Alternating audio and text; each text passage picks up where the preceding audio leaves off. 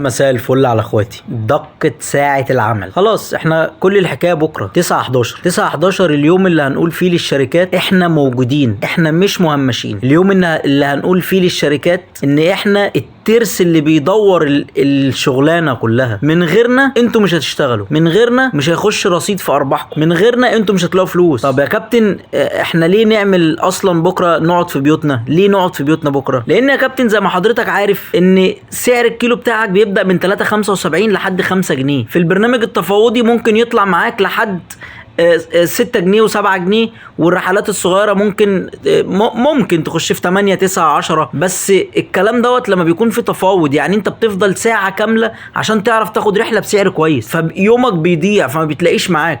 بلس ان الاسعار بتاعت القطع الغير العربيات غاليه جدا.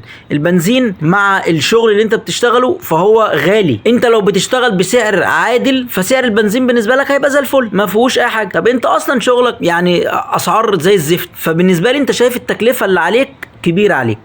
مين اللي عامل الكلام ده؟ هي الشركات. احنا النهارده بنقول لك ان احنا بكره اليوم الحدث العالمي التاريخي اللي هيحصل في تاريخ النقل الذكي. كل راجل جدع هيقف هيبقى شايف ان هو مقصر في حق بيته، مقصر في عياله. كم مره انت ما عرفتش تكشف على عيالك بسبب انك معكش فلوس؟ كم مره رجعت بيتك من غير ما يكون معاك فلوس؟ انت تكلفة العربية. كم مرة ما عرفتش تغير زيت في ميعادك؟ انت كده هتغير بس في ميعادك. كم مرة ما عرفتش تغير قطع غيار للعربية؟ كتير. فاحنا ان شاء الله بكرة الحدث الاقوى في تاريخ النقل الذكي. احنا بكرة قاعدين في بيوتنا، استفاد باليوم بتاع بكرة. مين قال لك ان انت بكرة هتقعد وخلاص؟ استفاد، خد بعضك واطلع. احنا عندنا دلوقتي يعني حدث في البلد تعيش سنين تحكي وتضحك عليه لاولادك، وهو المتحف الكبير. خد عيالك وروح، انت زرته ما زرتوش، خد عيالك وروح زور المتحف الكبير. خد عيالك وانزل عيش يوم في بلدك، اقعد مع عيالك في البيت وعيش جو من بتاع زمان. لكن بكره احنا لازم نبقى ما بنفتحش البرنامج، لازم ما نشتغلش على البرنامج عشان نقول للناس احنا موجودين في النقل الذكي. احنا لينا مطالب، لينا اهداف في النقل الذكي. مطالبنا هو